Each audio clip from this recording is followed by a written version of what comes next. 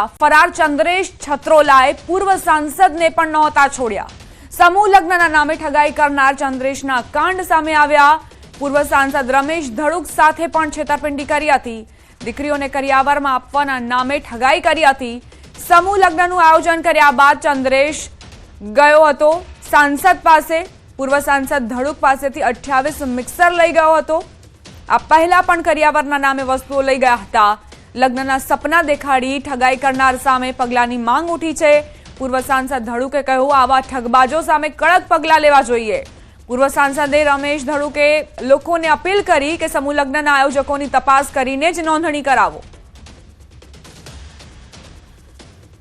મારી પાસે પણ આવેલા અને આની પહેલાં પણ આવેલા, આની પહેલાં પણ મેં એને વસ્તુઓ આપી હતી અને આ વખતે પણ મારી પાસે આવ્યા અને મેં એમને 28 નંગ મિક્સર પણ આપેલા।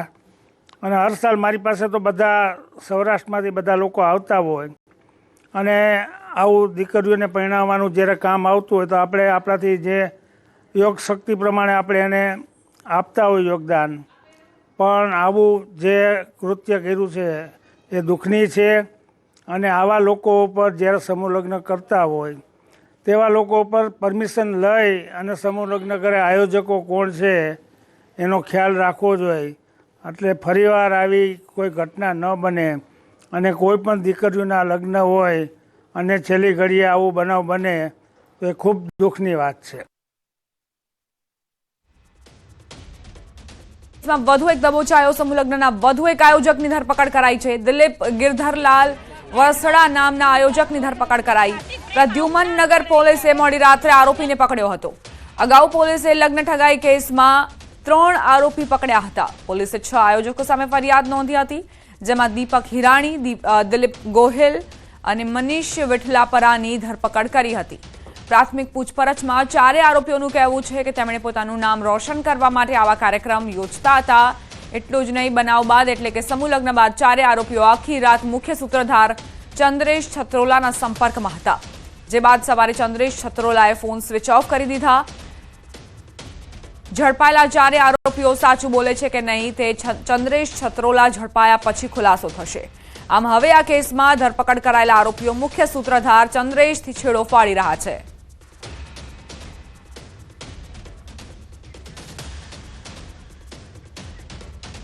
સંવાદદાતા અંકિત જોડાઈ ગયા છે વધુ જાણકારી સાથે। અંકિત, જે રીતે સમૂહ લગ્નનું આયોજન થયું ત્યારબાદ જે દિવસે આયોજન હતું એ દિવસથી સવારથી આયોજકો ફરાર હતા। અત્યારે શું ડેવલપમેન્ટ થયું છે આ કેસમાં? ચોક્કસ દીપા, ખાસ કરીને વાત કરવામાં આવે તો જે રીતે રાજકોટની બેડી ચોકડી પાસે જે રેલનગર વિસ્તાર આવેલો છે ને, આ રેલનગર વિસ્તારની અંદર ગત શનિવારના રોજ ઋષિવંશી સમાજના બેનર હેઠળ સર્વજ્ઞાતીય સમૂહ લગ્નનું આયોજન કરવામાં આવ્યું હતું। આયોજનકર્તાઓએ વરપક્ષ અને કન્યા પક્ષ તરફથી જે કપલ દીઠ 30,000 રૂપિયા છે તે ઉઘરાવ્યા હતા અને કુલ 28 જોડાઓ છે તે આ સમૂહ લગ્નની અંદર સામેલ થવાના હતા અને તેમના માટે તેમણે 30 પર કપલ 30,000 રૂપિયા જમા પણ કરાવ્યા હતા। વહેલી સવારના 4 વાગ્યે કન્યા પક્ષના જે લોકો છે તેમનું આવવા જવાનું શરૂ થઈ ચૂક્યું હતું, તો સવારના 5 વાગ્યા આસપાસ જે વરપક્ષના લોકો છે તેમનું પણ આવવાનું શરૂ થઈ ગયું હતું, પરંતુ કલાકો વીતવા છતાં કોઈ પણ પ્રકારના આયોજકો ત્યાં દેખાતા નહોતા। સાથોસાથ કોઈ પણ જાતની વ્યવસ્થા નહોતી દેખાણી।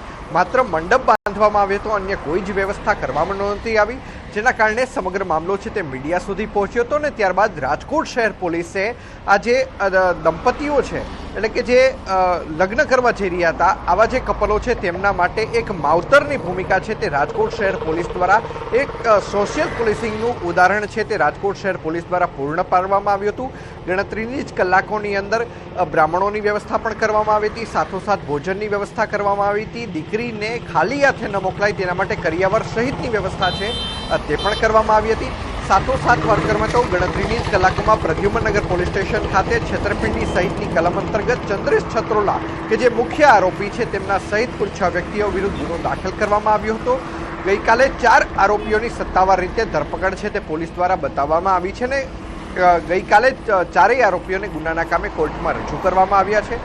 કોર્ટ દ્વારા 1 દિવસના રિમાન્ડ છે તે આપવામાં આવ્યા છે અને આજે સાંજે આ તમામ આરોપીઓના રિમાન્ડ છે તે પૂર્ણ થવા જઈ રહ્યા છે, પરંતુ પોલીસની પૂછપરછમાં ચારેય આરોપીઓ સંપી ગયા હોય ને મુખ્ય આરોપી ચંદ્રેશ છત્રોલા જ હોય.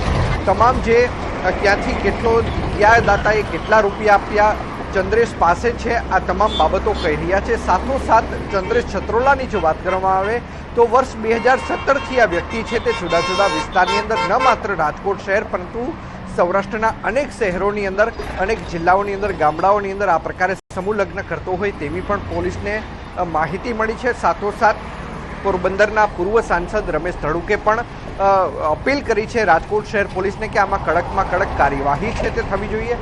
દાતાઓ પાસેથી દીકરીઓના નામે આ ચંદ્રેશ છત્રોલા સહિતની જે ટોળકી હતી તે પૈસા ઉઘરાવતી હતી, પરંતુ એ પૈસાનો સદુપયોગ કરવાની જગ્યાએ પોતાનું ઘર કેવી રીતે ભરાય, પોતાને આર્થિક ઉપાર્જન આની અંદર કેવી રીતે થાય તે સહિતના કાવતરાઓ છે તે તેમના દ્વારા કરવામાં આવી રહ્યા હતા. ભજન મંડળીઓ પાસેથી પણ આ જ પ્રકારે તેમની પાસે જે ઓર્કેસ્ટ્રા સહિતના જે સાધનો હોય છે તેમની પાસેથી પણ કામ લેવડાવવામાં આવતું હતું, પરંતુ દીકરીઓના નામે અન્ય કોઈ જગ્યાએથી પૈસા છે તે બાબતના પણ ઉઘરાવી લેવામાં આવ્યા હતા. ત્યારે પોલીસ છે તે હાલ તાળો મેળવી રહી છે કે કુલ કેટલા દાતાઓ પાસેથી કેટલા રૂપિયા છે તે મેળવવામાં આવ્યા છે ને ત્યારબાદ ખરેખર તેમાંથી કેટલો ખર્ચ કરવામાં આવ્યો છે અને આખરે પૈસા છે તો ક્યાં છે. પરંતુ સૌથી મોટો સવાલ હાલ એ પણ ઊભો થઈ રહ્યો છે કે મુખ્ય આરોપી ચંદ્રેશ છત્રોલા છે તે હજુ પણ પોલીસ પકડથી દૂર જોવા મળી રહ્યો છે. એટલે કે રાજકોટ શહેર પોલીસના હાથે ચંદ્રેશ છત્રોલા ક્યારે લાગશે ને ત્યારબાદ કયા પ્રકારના ખુલાસાઓ થશે તે જોવું અતિ મહત્વનું બની રહેશે. દીપા, આભાર અંકિત તમામ જાણકારી આપવા માટે. 6 આયોજક સામે ગુનો દાખલ થયો છે. રમેશ ધડુક પૂર્વ સાંસદ, તેમણે કહ્યું છે કે મારી સાથે પણ છેતરપિંડી કરી છે. સમૂહ લગ્નનું આયોજન કરવાના નામે દાન લઈ ગયો છે આ ચંદ્રેશ છત્રોલા અને સાથે જ તેના જે અન્ય સાગરીતો હતા તે.